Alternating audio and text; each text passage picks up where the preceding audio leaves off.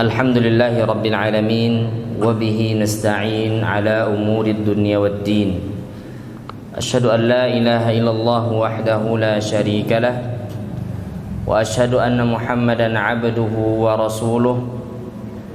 Allahumma salli wa sallim wa barik ala nabiyyina wa habibina Muhammad wa ala alihi wa ashabihi ajma'in. قال الله تبارك وتعالى يا أيها الذين آمنوا اتقوا الله حق تقاته ولا تموتن إلا وأنتم مسلمون وقال يا أيها الناس اتقوا ربكم الذي خلقكم من نفس واحدة وخلق منها زوجها وبث منهما رجالا كثيرا ونساء واتقوا الله الذي تساءلون به والأرحام إن الله كان عليكم رقيبا وقال يا أيها الذين آمنوا اتقوا الله وقولوا قولا سديدا يصلح لكم أعمالكم ويغفر لكم ذنوبكم ومن يطع الله ورسوله فقد فاز فوزا عظيما أما بعد kaum muslimin dan kaum muslimat, Bapak dan ibu-ibu jemaah Masjid Baitus Safa rahimani wa rahimakumullah. Alhamdulillah, kita bersyukur kepada Allah Subhanahu wa taala karena pada malam hari ini Allah Subhanahu wa taala mengumpulkan kita di tempat yang mulia, yaitu masjid. Dan masjid adalah merupakan rumah Allah Subhanahu wa taala dan tempat yang paling Allah Subhanahu wa taala cintai. Tempat yang paling Allah cintai di muka bumi ini adalah masjid. Maka kita sekarang sedang berada di tempat tersebut. Maka semuanya itu dikarenakan Allah Subhanahu wa taala berikan kepada kita karunia. Allah berikan kepada kita kemudahan. Kalau seandainya Allah Subhanahu wa taala tidak memberikan kepada kita nikmat ini, maka kita tidak akan bisa duduk di sini. Kita tidak akan bisa melaksanakan salat berjamaah. Kita tidak akan bisa duduk menghadiri majelis ilmu, mendengarkan ilmu. Maka bersyukurlah Bapak dan Ibu yang dirahmati oleh Allah Subhanahu wa taala. Kebanyakan di antara manusia kurang mensyukuri nikmat berupa agama, sehingga mereka menganggap agama ini adalah hal yang biasa. Padahal nikmat beragama Islam, nikmat dimudahkannya beribadah, itu nikmat yang terbesar. Tidak Allah berikan kepada seluruh manusia. Allah hanya berikan kepada orang yang Allah cintai saja. Maka berbahagialah, absyir, ya, berbahagialah dan berusaha untuk senantiasa berada di atas jalan ini, ya, jalan ketaatan kepada Allah Subhanahu wa taala. Salat dan salam semoga senantiasa tercurah untuk Nabi kita Nabi Muhammad sallallahu alaihi wasallam. Allahumma salli ala Muhammad wa ala ali Muhammad. Kaum muslimin dan kaum muslimat, Bapak dan Ibu rahimani wa rahimakumullah. Ini adalah kajian yang keempat, membahas kitab sebab bertambahnya keimanan dan berkurangnya keimanan. Dan alhamdulillah, pada 3 pertemuan yang awal kita telah membahas tentang sebab-sebab bertambahnya keimanan. Namun bukan di sini tempatnya. Untuk sekedar faedah kita sebutkan secara global, secara umum, apa saja yang akan menambah keimanan. Yang pertama itu adalah ilmu yang bermanfaat, mempelajari ilmu yang bermanfaat. Dan para ulama kita menyebutkan ilmu yang bermanfaat itu bentuknya yang pertama adalah membaca Al-Quran dan mentadaburi Al-Quran. Membaca Al-Quranul Karim dan mentadaburi ayat-ayatnya, makna-makna yang terkandung di dalamnya. Kemudian yang kedua adalah ma'rifatu al-asma'il husna was sifatil ula, mengenal nama-nama Allah Subhanahu wa taala yang husna dan sifat-sifat Allah yang tinggi. Itu bagian daripada ilmu yang bermanfaat. Kemudian yang ketiga adalah ta'ammulu siratin Nabi sallallahu alaihi wasallam, memperhatikan sirah perjalanan hidup Nabi sallallahu alaihi wasallam. Kemudian yang keempat, ta'ammulu mahasini ad-dinil Islam, memperhatikan keindahan-keindahan yang ada di dalam agama Islam. Kemudian yang kelima adalah qira'atu sirati as-salaf, ya, membaca perjalanan hidup para ulama kita terdahulu. Maka itu yang dimaksud dengan ilmu yang bermanfaat, mempelajari ilmu yang bermanfaat. Kemudian yang akan menambah keimanan seseorang berikutnya adalah memperhatikan tanda-tanda kebesaran Allah Subhanahu wa taala yang bentuknya kauniyah. Bentuknya adalah makhluk. Allah menciptakan langit, Allah menciptakan bumi, dan Allah hamparkan. Allah jadikan bumi itu tunduk kepada manusia sehingga mereka bisa berjalan di atasnya. Allah jadikan gunung sebagai pasak bumi agar bumi itu kokoh. Kemudian Allah jadikan air hujan turun dari langit. Maka semua itu akan menambah keimanan seseorang jikalau mereka mentadaburinya, mentadaburi ayat-ayat Allah Subhanahu wa taala kauniyah yang bentuknya adalah makhluk. Kemudian yang akan menambah keimanan berikutnya adalah al-ijtihad fil qiyami bil a'malis salihah al-khalisah liwajhillah. Sungguh-sungguh di dalam menegakkan amalan saleh yang ikhlas mengharapkan wajah Allah Subhanahu wa taala.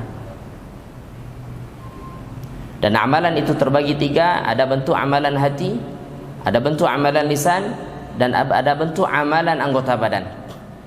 Amalan hati apa? Akidah, keyakinan seseorang.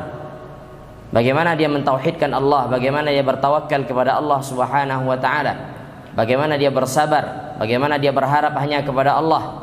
Ini amalan hati. Amalan lisan, itu dia bersenantiasa membasahi lisannya untuk berzikir kepada Allah Subhanahu wa taala. Ya. Bahkan keislaman yang paling afdal dikatakan oleh Nabi alaihi salatu wassalam adalah la yazanu lisanuka ratban min dzikrillah. Lisanmu senantiasa basah berzikir kepada Allah Subhanahu wa taala. Kemudian ada a'malul jawarih, amal anggota badan. Bentuknya apa? Salat, bersedekah, amalan anggota badan. Nanti masuk bulan Ramadan, puasa. Maka amalan-amalan ini akan menambah keimanan seseorang. Kemudian Bapak dan Ibu rahmati Allah Subhanahu wa taala, di antara hal yang akan menambah keimanan kita juga adalah senantiasa berkawan dengan orang-orang yang baik. Ya, mujalasatu al-akhyar wa murafaqatuhum. Bermajlis dengan orang-orang yang baik. Bermajlis dengan orang-orang yang dekat dengan Allah Subhanahu wa taala. Maka ini juga akan menambah keimanan, akan menambah keimanan. Maka itulah amalan-amalan yang akan menambah keimanan seseorang. Nah, pada malam hari ini insyaallah taala kita akan membahas sebab-sebab berkurangnya keimanan. Sebab-sebab berkurangnya keimanan. Bapak dan Ibu rahmati Allah Subhanahu wa taala. Seseorang dituntut dia untuk mengetahui kebenaran.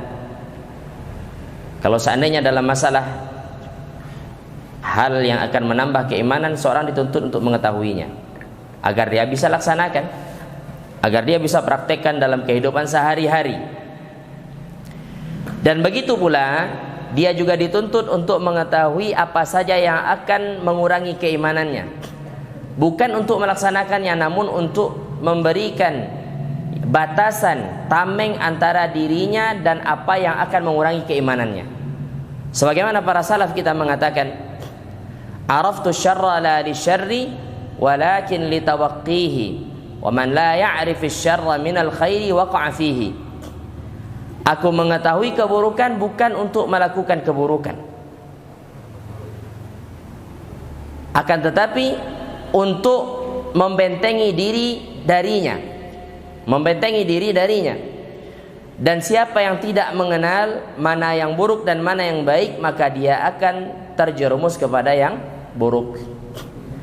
Maka Nabi alaihi salatu wassalam, Bapak dan Ibu dirahmati Allah, Allah utus dengan dua tujuan: memberikan kabar gembira, atau kita katakan memberikan jalan kebaikan, memberitahu jalan kebaikan, dan memberitahu jalan keburukan.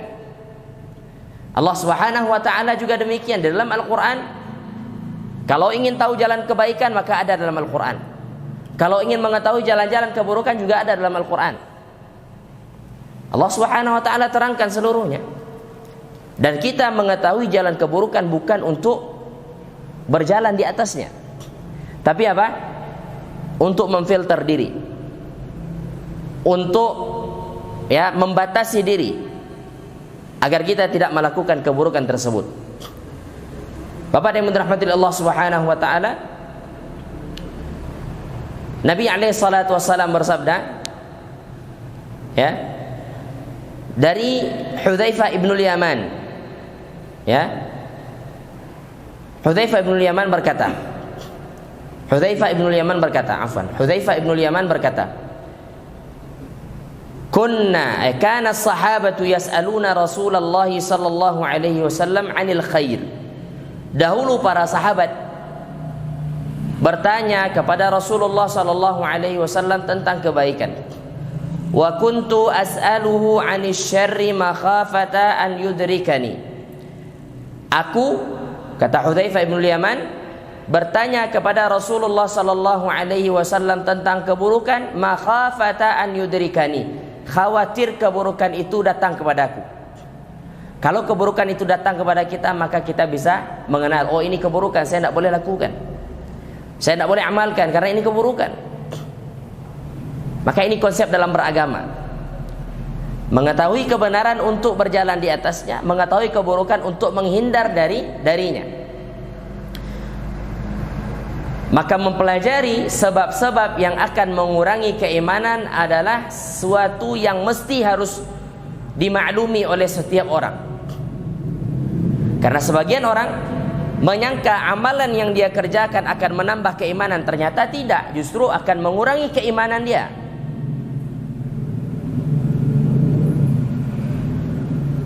Maka dikatakan oleh Syekh Abdul Razak hafizahullah ta'ala, fata'allumu asbabi naqsil iman wa ma'rifatu awamila dha'fihi wa turuqa alwiqayati minha amrun matlubun la budda minal inayati bih. Mempelajari sebab-sebab berkurangnya keimanan, mengenal faktor-faktor yang akan mengurangi keimanan, dan jalan-jalan yang menjadikan tameng, jalan-jalan yang akan menjadikan tameng daripada berkurangnya keimanan, itu adalah perkara yang dituntut dan itu harus ada pada setiap orang, harus ada pada setiap orang. Bal inna ta'allumaha la yaqillu ahammiyata an ta'allumi asbabi ziyadatil iman. Bahkan mempelajari tentang amalan-amalan yang mengurangi keimanan tidak kalah penting samanya, tidak kalah penting tidak kalah penting samanya dengan mempelajari sebab-sebab yang akan menambah keimanan. Sama, kita tahu sebab yang akan menambah keimanan, dan kita pun juga harus tahu sebab yang akan mengurangi keimanan. Kaum muslimin dan kaum muslimat, Bapak dan Ibu yang dirahmati Allah Subhanahu wa taala. Syekh Muhammad bin Shalih Al-Utsaimin rahmatullahi alaihi mengatakan, wa amma naqsul iman falahu asbab. Adapun berkurangnya keimanan, maka dia memiliki sebab-sebab. Di antaranya adalah tarkut ta'ati, meninggalkan ketaatan kepada Allah Subhanahu wa taala. Meninggalkan ketaatan kepada Allah Subhanahu wa taala, tidak taat kepada Allah. Fa innal imana yanqusu bih. Maka keimanan akan berkurang dengan hal ini, dengan seseorang tidak mentaati Allah Subhanahu wa taala. Wa naqsu bihi ala hasabi ta'akkudit ta'ah.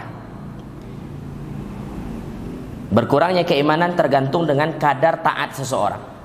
Kalau semakin berkurang taatnya, semakin berkurang keimanannya.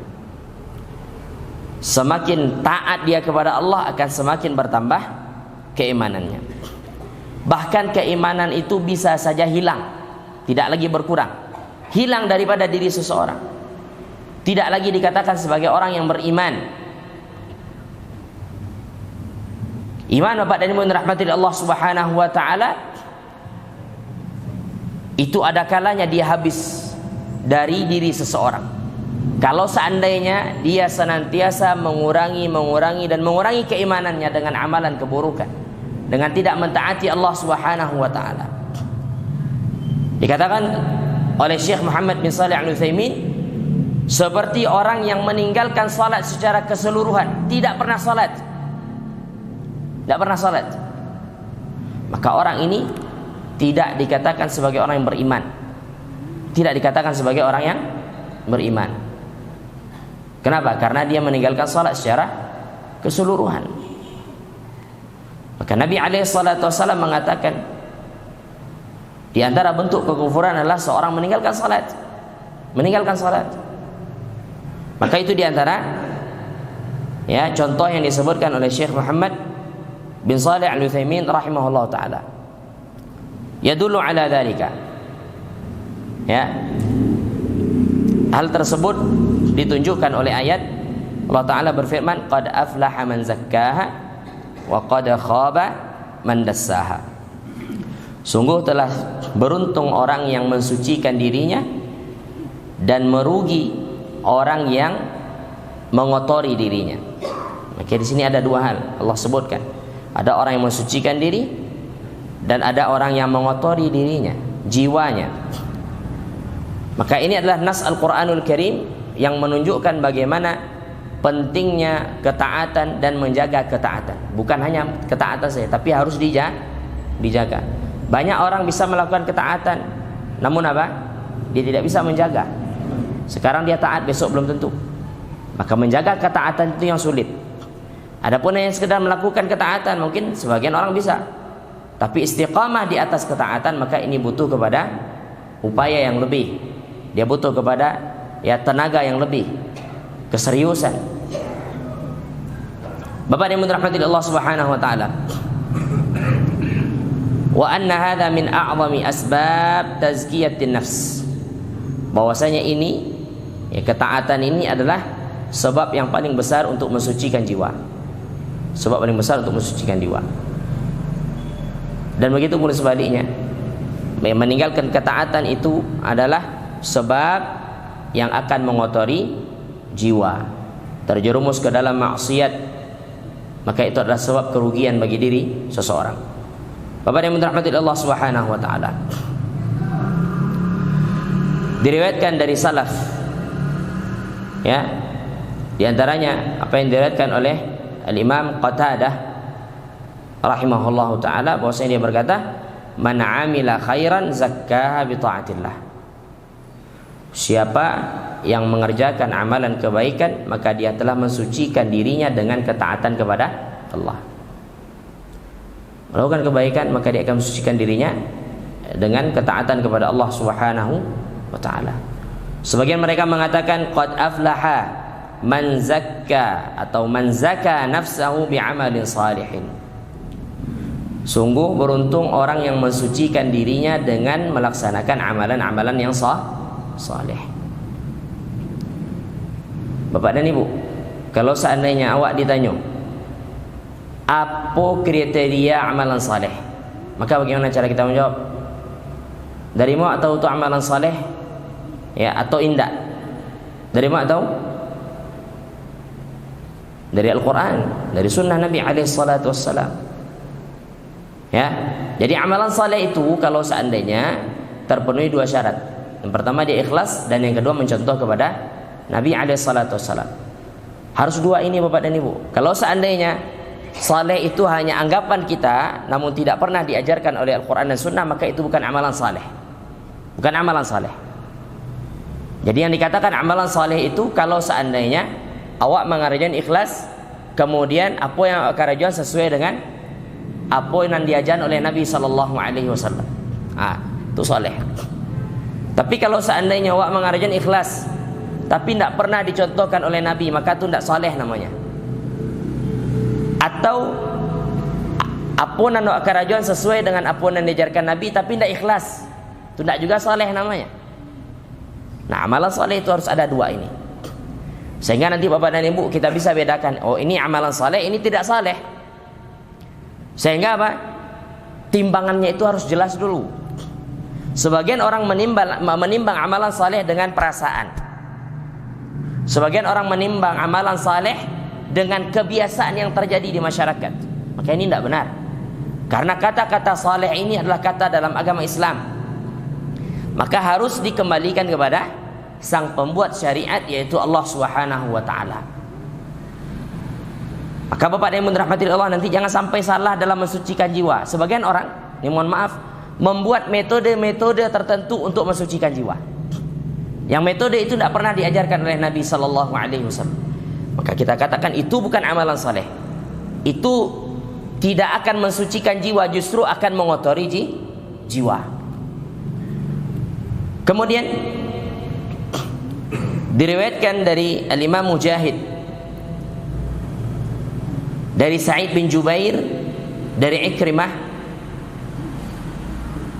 qad aflaha man zakkaha, sungguh telah beruntung orang-orang yang mensucikan dirinya.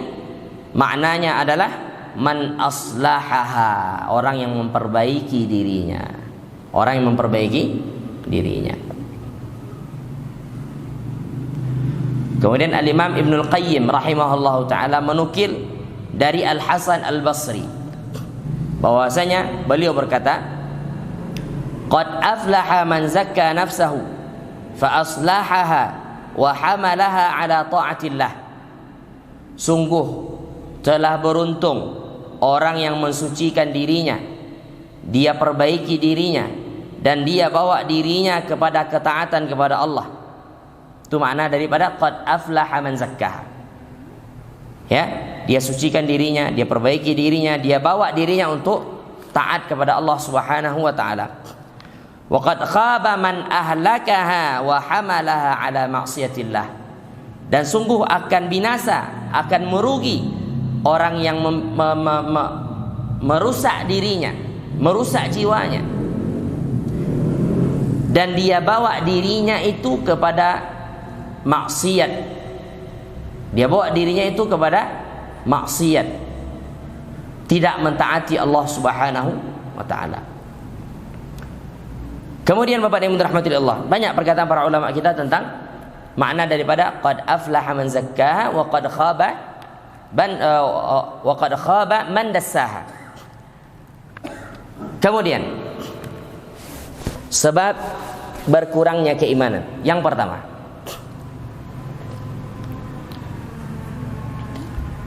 kejahilan. Jadi sebab berkurangnya keimanan dibagi oleh Syekh Abdul Razak kepada dua. Ada sebab internal, ada sebab eksternal. Ada sebabnya diri kita, ada sebabnya orang lain. Sebab yang sifatnya dari dalam, internal, itu adalah al-jahlu, kejahilan terhadap agama, tidak mengetahui tuntunan agama. Ya, tidak mengetahui tuntunan agama. Maka ini sebab terbesar yang akan mengurangi keimanan seseorang. Sebagaimana ilmu adalah sebab terbesar yang akan menambah keimanan, maka kejahilan adalah sebab terbesar yang akan mengurangi keimanan. Maka orang muslim yang berilmu la yu'thiru mahabbata wa fi'la ma yadurruhu wa yashqa bihi wa yata'allamu bihi ala ma fihi naf'uhu wa falahuhu wa salahu. Orang muslim yang berilmu, dia tidak akan mendahulukan kecintaan melakukan apa-apa yang mencelakainya, yang akan berdampak buruk pada dirinya. Dia tidak akan mendahulukan itu dibandingkan manfaat kebahagiaan dia dunia akhirat. Tentu ini akan bisa diketahui kalau seandainya dia berilmu, ya kan? Kalau orang berilmu dia tahu. Coba lihat orang, Pak, orang kalau jauh dari agama Allah, jauh dari ilmu, maka tidak ada satupun dari apa yang dilakukan itu sesuai dengan ketaatan Allah. Justru apa? segala yang dia lakukan itu akan menjauhkan dia dari agama Allah Ta'ala. Walaupun secara fitrah, secara akal, mestinya dia bisa memfilter mestinya. Secara akal, Bapak dan Ibu dirahmati Allah, manusia ini sebenarnya bisa memberikan tameng kalau dia berakal. Contoh saja misalnya, ya, minuman keras buruk secara akal, buruk. Tidak perlu belajar sebenarnya untuk mengetahui apa buruknya khamar. Buruk. Tapi ada orang minum khamar? Ada. Kenapa? Ilmu tidak ada. Kalau seandainya meninggalkan sesuatu itu Bapak dan Ibu bukan karena ilmu, maka dia lemah. Ya. Meninggalkan sesuatu bukan karena Allah, maka dia lemah. Orang meninggalkan minuman. Jadi ada dua orang misalnya Bapak dan Ibu. Satu meninggalkan khamar dikarenakan saran dokter, Pak jangan minum jolai. Beko liver ya. Liver beko Pak. Takwiknya ndak minum lain. Yang pertama. Yang kedua, dia meninggalkan khamar karena takut kepada Allah Ta'ala. Karena takut kepada Allah. Dua-duanya sama meninggalkan khamar. Mana yang lebih kuat kira-kira? Orang yang meninggalkan khamar karena Allah. Kalau orang yang meninggalkan khamar karena takut penyakit yang menimpa badannya, kalau sehat apa yang dilakukan? Minum dia. Karena itu yang dia takutkan. Maka ini lemah. Maka dikatakan oleh para ulama kita, seseorang kalau seandainya dia berilmu, maka dia akan mendahulukan kebahagiaan dirinya dibandingkan syahwatnya. Adapun jahil, ammal jahil fa innahu li farati jahlihi wa qillati ilmihi fa innahu qad yu'thir misla hadhil asya. Orang jahil, ya, dikarenakan kejahilannya dan sedikitnya ilmu yang dia miliki, bisa jadi dia lebih mendahulukan apa yang justru bermudarat kepada dirinya. Ya, bermudarat kepada dirinya. Bapak yang dirahmati Allah, Al-Imam Ibnu Qayyim rahimahullah ta'ala dalam kitab beliau Ad-Da' wa Dawa itu menerangkan bagaimana dampak daripada ilmu dan kejahilan. Orang yang berilmu dia tidak akan mencampakkan dirinya kepada apa yang akan membahayakan dirinya. Tidak akan. Allah Subhanahu wa ta'ala telah mengkhabarkan kepada kita bahwasanya di akhirat nanti ada dua tempat, tidak ada tempat ketiga. Ada surga dan neraka. Jalan kedua-duanya jelas. Tidak ada yang samar, jelas. Kalau ingin ke surga jelas jalannya, kalau mau ke neraka banyak jalannya. Orang yang berilmu, mana yang mesti dia dahulukan? Dia tahan dirinya, karena dia tidak mau dilemparkan ke api neraka. Jangankan orang berilmu, kambing saja. Ketika nanti masuk musim kurban, ya, kemudian sudah diasah pisau, kemudian dibawa kambing itu, ada nurut dia? Tidak, melawan dia. Kenapa? Karena dia tahu hal itu akan membahayakan dirinya. Binatang saja tahu dia apa yang bermudarat dan apa yang bermanfaat untuk dirinya. Ini manusia, ada sebagian manusia tidak paham. Ya, pernahkah kita lihat kambing membakar dirinya? Ada kobaran api, kamu masuk ke kobaran api itu? Ada? Nggak ada. Tidak kita temukan adanya binatang seperti itu. Ya, kambing guling, ada dia guling-guling dirinya sendiri? Nggak ada. Tapi manusia, ada, kita dapati manusia itu yang seperti itu. Contohnya apa? Ini orang-orang yang tidak taat. Berarti dia siap dilemparkan ke dalam api neraka, wal'iyadzubillah. Bapak yang dirahmati Allah Subhanahu wa ta'ala. Kemudian orang jahil itu dia timbangannya salah. Timbangannya apa? Salah. Dikatakan oleh Syekh Abdul Razak, wa dzalika linqilabil mawazin. Terbalik. Maka apa? Apa yang ditimbang oleh orang jahil itu berdasarkan asas hawa nafsu. Mesti seperti itu. Orang jahil menimbang mesti dengan hawa nafsu, dengan perasaan. Berbeda dengan orang alim. Maka dikatakan fal ilmu aslun li kulli khair. Maka ilmu itu adalah asal daripada segala kebaikan. Wal jahlu aslun li kulli syarr. Dan kejahilan adalah asal daripada segala keburukan. Bapak yang dirahmati Allah Subhanahu wa taala. Maka mencintai kezaliman, permusuhan, melakukan hal-hal yang keji, melakukan apa-apa yang Allah larang, maka sebab pertamanya adalah dikarenakan kejahilan. Dikarenakan apa? Kejahilan. Sebab seseorang mengurangi timbangan karena apa? Jahil. Jahil akan adanya hisab. Sebab seseorang mengambil harta orang lain tanpa hak, ya, diambil harta orang. Bisa jadi tanah orang, ya, diambil. Tanah punya orang, kemudian dia buat sertifikat, akhirnya tanah jadi milik dia. Apa sebabnya? Karena jahil, bodoh. Kenapa seseorang, Bapak dan Ibu dirahmati Allah, berzina? Bahkan akhir-akhir ini sangat mengkhawatirkan. Bapak tiri menzinai anaknya. Kemudian seorang wanita dizinai oleh beberapa orang laki-laki. Apa sebab? Kejahilan. Tidak ada, kejahilan sudah. Kebodohan. Belum lagi apa? Ya, suka sesama jenis. Laki-laki suka laki-laki, wanita suka wanita. Apa sebab? Kejahilan, bodoh. Bodoh. Maka asal daripada segala keburukan itu adalah jahil, karena kebodohan. Karena kebodohan. Bapak yang dirahmati Allah Subhanahu wa taala, dikatakan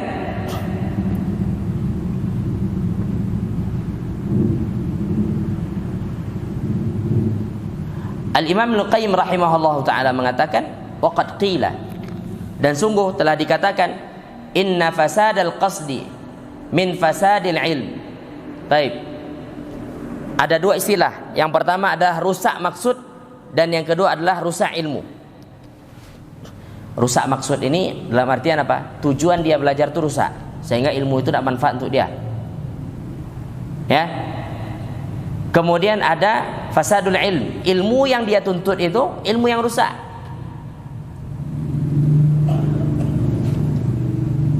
Wa illa falau alima ma fi ad-dar min al-madarrah wa lawazimiha haqiqatal ilmi lama atharahu.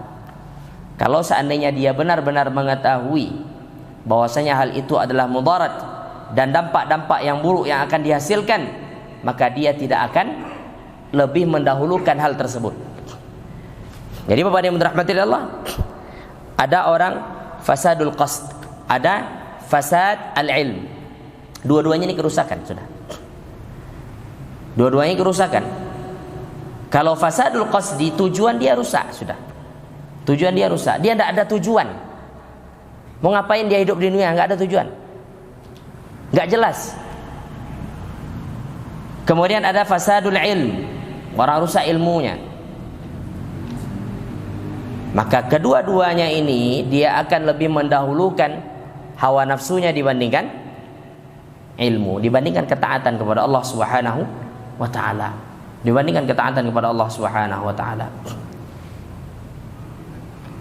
Kemudian dikatakan oleh Imam Al-Qayyim, walihada, dan oleh sebab ini, man alima min ta'amin syahiyyin ladzidin annahu masmumun fa innahu la yaqdimu alaihi. Siapa yang melihat ini ada makanan lezat yang mengundang selera makan, tapi dia tahu bahwasanya makanan yang lezat itu beracun, maka dia tidak akan berani untuk mengambil makanan itu walaupun hanya sesuap. Tidak berani dia. Fadha'fu ilmihi bima fi ad-darri min wujuhil madarrah wa dha'fu azmihi an ijtinabihi yuqi'uhu fi irtikabihi. Kalau seandainya orang tidak tahu, dia hanya lihat makanan itu lezat saja, tidak sampai ilmu kepadanya bahwasanya makanan itu beracun. Oke? Apa yang akan terjadi? Dia akan makan. Berdampak buruk pada badan, iya. Begitu pula kalau seandainya dha'fu azmi, tekadnya lemah, dia tahu makanan itu beracun, tapi dia katakan, itu kan hanya katanya, saya belum coba makan ini, coba dulu, kalau memang beracun ya tanggung aja risiko, kan seperti itu. Lemah tekadnya. Maka orang-orang seperti ini akan terjerumus kepada dosa. Akan terjerumus kepada dosa. Bapak yang dirahmati Allah, semua kita yakin bahwasanya apa? Mati, ada pertanyaan kubur. Setelah itu ada nikmat, ada azab. Berapa lamanya orang di dalam kubur tidak ada yang tahu. Lama mesti. Sampai datang hari kiamat, dikumpulkan di padang mahsyar, ditimbang, kemudian melalui sirat, kemudian masuk surga neraka. Orang Islam yakin ini. Tapi kenapa mereka gampang untuk terjerumus pada maksiat? Lemahnya tekad. Jadi manusia itu ada tipenya apa? Lemah ilmu. Tidak tahu dia, tidak yakin dia adanya hari pembalasan. Tidak faham dia bahwasanya dia akan dipertanggungjawabkan di hadapan Allah Ta'ala. Ada orang tahu dia, saya akan mati, saya akan seperti ini, dunia bukan tempat yang abadi, akhirat tempat abadi. Dia faham itu, tapi mudah melakukan kemaksiatan, sulit untuk melakukan ketaatan. Apa yang bermasalah? Qillatul azam, sedikit tekadnya, tidak kuat tekadnya. Bapak yang dirahmati Allah Subhanahu wa taala. Walihada, dan oleh sebab ini, iman yang hakiki adalah iman yang akan membawa pelakunya atau pemiliknya untuk melakukan apa yang bermanfaat. Nah, timbang diri kita. Apakah keimanan kita ini sudah mengajak kita untuk melakukan ketaatan? Fa idza lam yaf'alhu hadza wa lam yatruk hadza wa lam yakun imanuhu 'ala al-haqiqah. Kalau dia mengatakan saya beriman, tapi dia tidak melakukan ketaatan, tidak pula meninggalkan maksiat, maka imannya itu bukan iman yang benar. Imannya itu bukan iman yang benar. Wa inna ma ma'ahu minal iman bihasabi dzalika. Ya, dia ada keimanan, tapi keimanan itu rendah. Keimanan itu apa? Sedikit. Keimanan sedikit. Fa innal mu'mina, orang yang beriman, bin nari, dengan api neraka, haqiqatul iman hatta ka'annahu yaraha. Dia benar-benar beriman seolah-olah dia benar-benar melihat neraka. La yasluku tariqahal musilata ilaiha. Dia tidak akan menempuh jalan yang akan mengantarkan dirinya ke dalam api neraka. Fadlan an yas'a fiha bijuhdih. Apalagi sungguh-sungguh dia berjalan pada jalan yang akan mengantarkannya ke neraka. Berjalan saja tidak mau. Ini ada sebagian orang berlari, dia bukan berjalan lagi. Berlari dia. Jalan yang ditempuh jalan menuju neraka. Orang beriman berjalan saja, lambat dia berjalan, tidak mau dia. Ini tidak berlari lagi, ya. Udah pakai transportasi cepat untuk menuju neraka Allah Taala. Wal'iyadzubillah. Kemudian Bapak yang dirahmati Allah, orang beriman dikhabarkan tentang neraka, maka seolah-olah mereka melihatnya. Orang beriman dikhabarkan tentang surga, maka dia seolah-olah melihatnya dan dia tidak duduk santai. Dia akan berlari, bergegas dia. Dia tahu jalan ini jalan menuju surga, maka dia bergegas cepat dia. Melangkahkan kaki agar cepat sampai dalam surga Allah Ta'ala. Maka seperti itu keimanan seorang. Bapak yang dirahmati Allah Ta'ala, sudah adzan ya? Biasanya bagaimana? Sholat dulu, setelah itu baru lanjut Pak. Baik. Setelah itu tanya jawab lagi.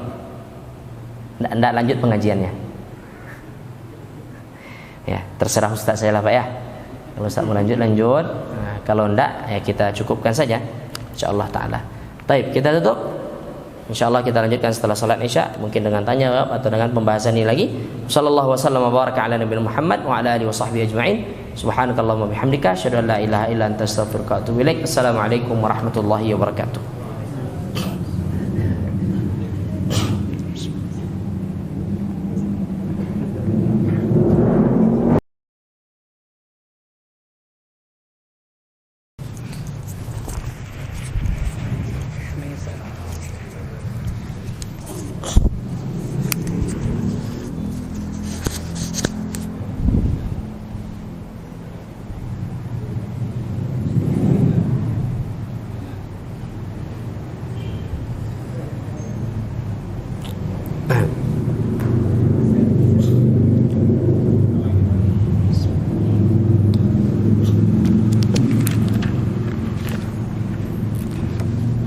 Bismillahirrahmanirrahim.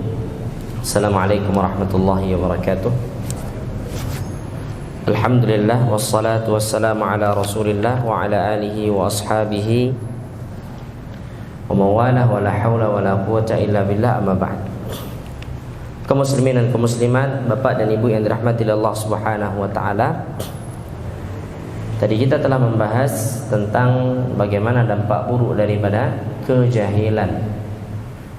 Kejahilan adalah sebab terbesar yang akan mengurangi keimanan seseorang. Kemudian dikatakan oleh Syekh Abdul Razzaq hafizahullah, fan nafsu, maka jiwa tahwa ma yadurruha, senantiasa menginginkan apa yang bermudarat baginya, wala yanfa'uha, dan tidak mendatangkan manfaat. Li jahliha bimadarratihi, karena jiwa tersebut tidak mengetahui keburukan pada sesuatu yang dia lakukan. Walihada, dan oleh sebab ini, fa inna man yata'ammalu al-Qur'ana al-Karima, siapa yang mentadaburi Al-Qur'anul Karim, yajidu fihi, maka dia akan mendapatkan dalam Al-Qur'an a'zama isyaratin ila anna al-jahla huwa sababu dhunubi wal ma'asi. Ada isyarat dalam Al-Quran bahwasanya kejahilan itu adalah sebab dosa dan maksiat. Sebab dosa dan maksiat. Contohnya firman Allah Subhanahu wa taala dalam surat Al-A'raf ayat 138. Ketika kaum Musa menginginkan dari Musa alaihissalam agar Musa menjadikan Tuhan-Tuhan untuk mereka sebagaimana orang-orang ya musyrik di zaman Musa memiliki Tuhan yang sangat banyak. Allah Ta'ala berfirman dalam surah Al-A'raf ayat 138, qalu ya Musa ja'al lana ilahan kama lahum alihah. Mereka kaum Musa berkata, wahai Musa, jadikanlah untuk kami Tuhan-Tuhan, jadikanlah untuk kami Tuhan sebagaimana mereka memiliki Tuhan-Tuhan yang banyak. Artinya apa? Mereka katakan, wahai Musa, jadikan bagi kami satu patung ya, yang akan kami sembah sebagaimana orang-orang musyrik itu punya patung-patung yang banyak, tuhan-tuhan yang banyak. Maka apa kata Musa? Qala innakum qaumun tajhalun, sesungguhnya kalian adalah kaum yang jahil, tidak berilmu. Tidak berilmu. Nih, kesyirikan itu muncul juga disebabkan karena tidak berilmu. Kesyirikan itu muncul, percayanya orang ke dukun, percayanya dia ya terhadap tolak bala, ya sesajen ini sesajen itu akan menolak bala, maka ini adalah dikarenakan kejahilan. Dikarenakan apa? Kejahilan. Percayanya dia pawang hujan itu karena kejahilan. Karena kejahilan. Sebagaimana kaum Musa yang baru mengikuti Musa alaihissalam meminta agar ada Tuhan yang bentuknya nyata yang mereka sembah, sebagaimana orang-orang musyrik memiliki Tuhan yang banyak. Sama juga kisah yang terjadi pada Nabi alaihissalatu wassalam. Orang-orang yang baru masuk ke dalam agama Islam berkata kepada Nabi SAW, "Ya Rasulullah, ij'al lana zata anwatin kama lahum zatu anwat." Jadi orang-orang musyrik itu memiliki pohon keramat, yang mana pada pohon itu digantungkan senjata-senjata. Supaya apa? Supaya senjatanya ini apa? Hebat. Dikeramatkan pohon tersebut. Maka apa yang dikatakan oleh sahabat yang baru masuk Islam? Wahai Nabi Muhammad, buatkan untuk kami pohon keramat juga, sebagaimana mereka punya pohon keramat. Maka kata Nabi SAW, apa yang kalian katakan ini sama dengan apa yang kaumnya Nabi Musa katakan kepada Musa. Wahai Musa, jadikan bagi kami Tuhan sebagaimana mereka punya Tuhan yang banyak. Dan kalian adalah kaum yang jahil, bodoh, tidak berilmu. Kemudian dalil yang lain dalam surat An-Naml ayat 54 sampai 55. Allah berfirman tentang kisah Nabi Lut alaihissalam. Wa Lutan idh qala liqaumih, dan Nabi Lut tatkala beliau berkata kepada kaumnya, "Atatuna al-fahishata wa antum tubsirun?" Apakah kalian mendatangi kekejian, perbuatan keji sementara kalian mengetahui itu perbuatan keji? A'innakum lata'tuna ar-rijala syahwatan min dunin nisa. Apakah kalian mendatangi laki-laki untuk melampiaskan syahwat kalian daripada selain wanita? Bal antum qaumun tajhalun. Bahkan kalian ini adalah kaum yang jahil. Ini Allah mengibaratkan apa? Dosa-dosa yang dilakukan itu disebabkan karena kejahilan. Pada Nabi Musa tadi apa? Kaumnya meminta dibuatkan Tuhan. Sebabnya apa? Jahil. Pada kisah Nabi Lut, mereka mendatangi laki-laki. Ya. Kalau istilah kita apa ini? Homoseksual. Ya, laki-laki semua suka dengan laki-laki. Sebabnya apa? Bal antum qaumun tajhalun. Kalian adalah kaum yang jahil. Karena kejahilan kalian melakukan hal tersebut. Kemudian dalil yang lain pada surat Az-Zumar ayat ke-64. Allah berfirman, "Qul afa ghairallahi ta'muruni a'budu ayyuhal jahilun?" Katakanlah, wahai Muhammad, apakah kepada selain Allah kalian perintahkan aku untuk menyembah wahai orang-orang jahil? Nah, jahil lagi. Kenapa manusia menyembah selain Allah? Kejahilan, tidak berilmu. Kemudian contoh yang lain ada dalam surat Al-Ahzab ayat yang ke-33. Allah berfirman tentang kaum wanita. Wa qarna fi buyutikunna wa la tabarrajna tabarrujal jahiliyatil ula. Dan para wanita menetaplah di rumah-rumah kalian, dan janganlah kalian bersolek sebagaimana bersoleknya orang-orang jahiliyah yang pertama. Berhias keluar rumah, menor, itu adalah disebabkan karena kejahilan. Ibu-ibu perhatikan. Ya, boleh bersih-bersih keluar rumah boleh. Tapi apa, ingat, jangan bertabarruj. Ya. Jangan apa sampai memakai wewangian, kemudian pipinya ya dipoles apa segala macam. Nah, ini tabarruj, tidak boleh. Perbuatan ini disebabkan karena kejahilan. Kenapa? Karena kejahilan. Dan contoh yang lain sangat banyak, Bapak dan Ibu dirahmati Allah. Yang mana pada intinya penyimpangan terhadap agama, kemaksiatan yang dilakukan itu sebabnya adalah kebodohan. Sebabnya apa? Kebodohan. Sebabnya kebodohan, tidak ada lagi. Kalau kita berpikir sejenak saja, kalau seandainya orang menggunakan akal sehatnya, maka dia tidak akan mungkin apa? Melakukan hal-hal yang akan bermudarat pada dirinya. Tidak mungkin itu, tidak mungkin. Kalau berpikir saja sejenak, berakal saja sesaat, tentu dia tidak akan melakukan hal-hal yang akan merusak dirinya, akan merusak kehormatan dirinya, akan merusak hartanya. Dia tidak akan lakukan, akan merusak agamanya. Itu dia tidak akan lakukan itu.